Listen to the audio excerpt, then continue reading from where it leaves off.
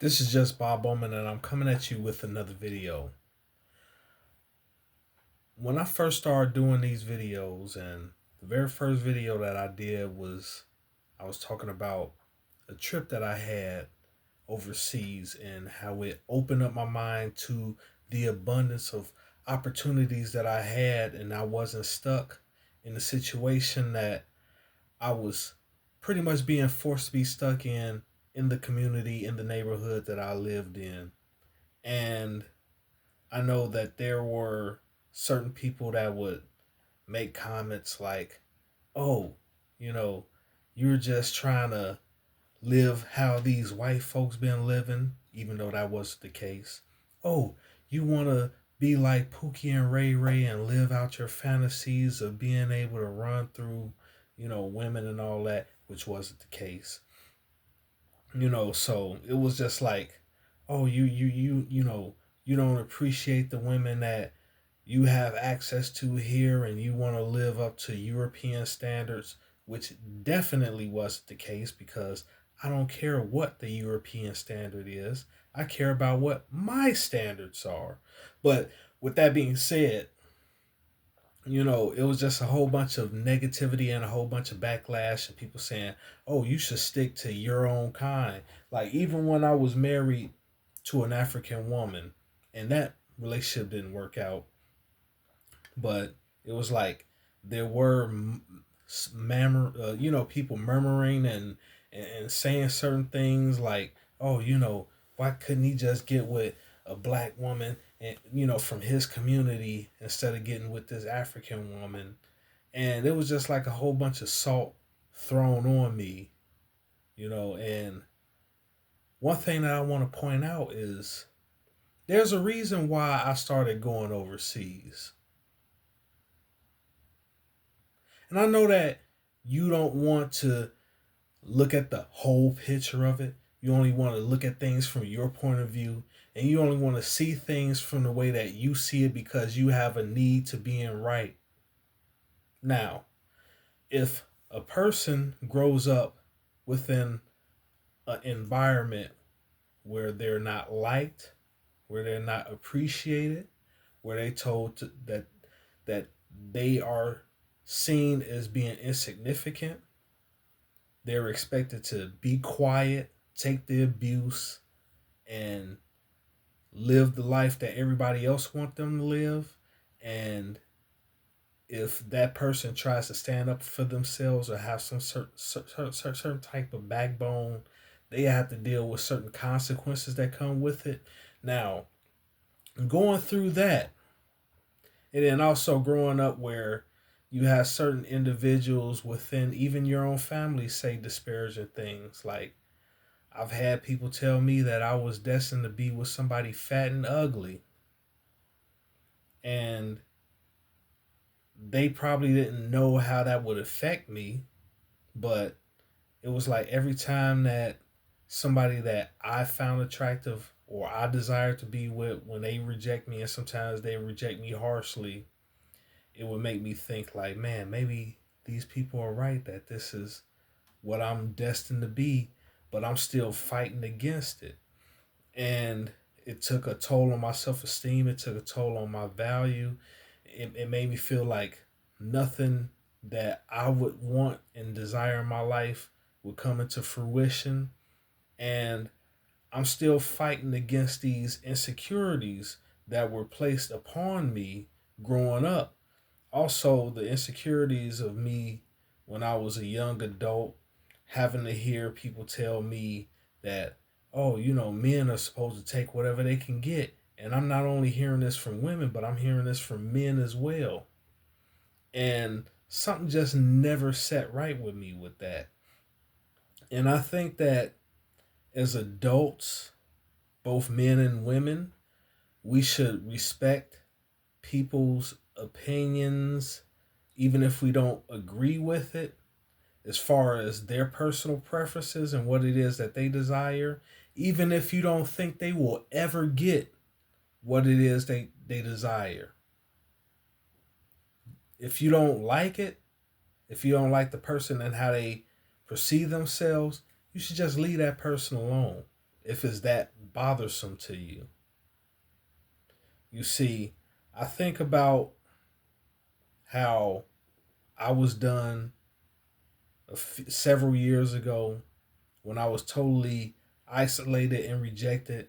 And I see what happened to Deion Sanders' son recently in the NFL draft. And he wasn't a bad person. He loves God. He respects people. But because he had a certain arrogance about him that rubbed certain people the wrong way, because of his upbringing, the teams decided to collude against him and to have him drafted very low, you know, and that was regardless of how good it was that he was in college, and it's because they felt like he was a little bit too big for his britches and he needed to be humbled. And I see this even in everyday life. You have individuals that think that this person right here thinks too highly of themselves. This person right here thinks that they should be treated a certain way, even if it's just being respected, and they don't deserve to even be treated with respect. They need to be humbled. They need to be humiliated, and it needs to be public so everybody can see that they are being emasculated for being outspoken, for thinking for themselves, for doing what it is that's right for them personally. And it's happened to me. So I know that this goes on, and it happens to a lot of black men who don't follow the societal norms of what's expected of them. Which is why I go very hard on what it is that I say. Now, I look at the case of Shannon Sharpe, okay? And it's obvious that there was some predatory behaviors that were being done by him.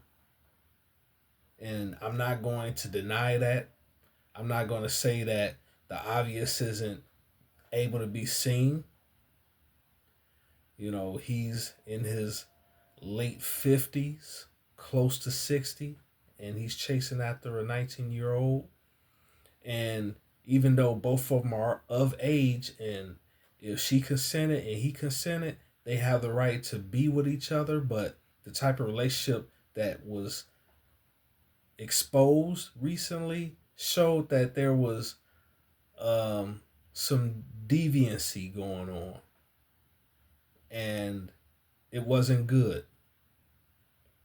But then I think about Tracy Ellis Ross and her recent comments, because she said that she doesn't want to date men her age because toxic masculinity. But she gets with these men who pretty much are like, when she described them, they are pushovers. She talked about gender fluidity, so that means that she wants somebody that's possibly in the LGBT community. Even though women complain about these type of men, and they say, "Oh, the men are this and that," and why is it like that? Because you are choosing these men, and you're also raising these men to be like that because you want traditional men to be obsolete in this current society. So both cases are very problematic. And then I think about what Monique said to Shannon Sharpe during the interview with him. Now, she should have just left it at, "Oh, you need to be with somebody around your age experience," if she wanted to do that. But no, she had to be very descriptive. She had to say, "You need you an old fat girl that's going to cook for you and rub your feet." And it's like, God, you just don't get it. Like, you women, some of you men just don't get it. You don't. And you're never going to get it.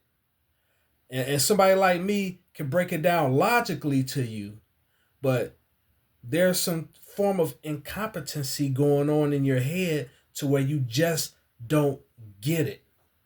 That you cannot project what it is you think that somebody's supposed to desire on them. You see what I'm saying? Regardless of how you think they look, how they act, their mannerisms, their personality. If they like a certain thing, that's what they like. And if they're going about it in a way that's not hurting or harming anybody, then you shouldn't care about it. Seriously. And as a man that had to grow up and hear people tell him that he would be stuck with somebody that's morbidly obese, that's not attractive to him, somebody that's probably in a situation that isn't desirable for him personally and he wouldn't have a choice. Having that said to him multiple times, yeah, it triggers me. It makes me mad. It pisses me off. And the reason why it pisses me off is because you have individuals that's steady trying to project this on people, steady trying to tear them down, try to make them feel smaller than who they actually are. Certain groups and organizations have people out there that try to use certain individuals that they don't think highly of as a punching bag or a pinata. And whenever that person doesn't do or behave a certain way, hey, they'll take their jabs at them and they'll clean it up like, oh, it was just a joke, like I really didn't mean it like that. But in reality, they did. And men are supposed to just take this abuse and just deal with it and act like it doesn't affect them and it doesn't bother them. And if we decide that, hey, in order to keep the peace, we need to separate ourselves away from these people, then it's like, oh, it's a problem even then. You know what I'm saying? You say stick to your own kind, but what if your own kind treated you like crap for the majority of your life?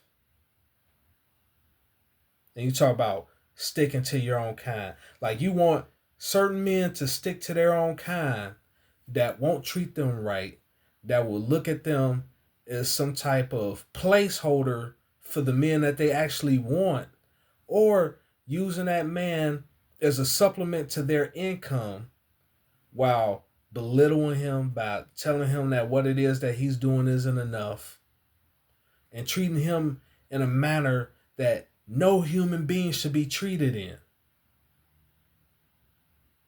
But you want this type of man to stick to his own kind. People that abuse him, that belittle him, that will betray him, that will do anything to make him look like a gullible idiot. But you want that man to stick to his own kind. And I know that, women are women. It doesn't matter what race that woman is because we all are part of the human race at the end of the day. But it's like this. If a man is in an environment where the women have outwardly and directly shown him that he isn't liked or appreciated, you expect him to stay in that same space, which is foolish.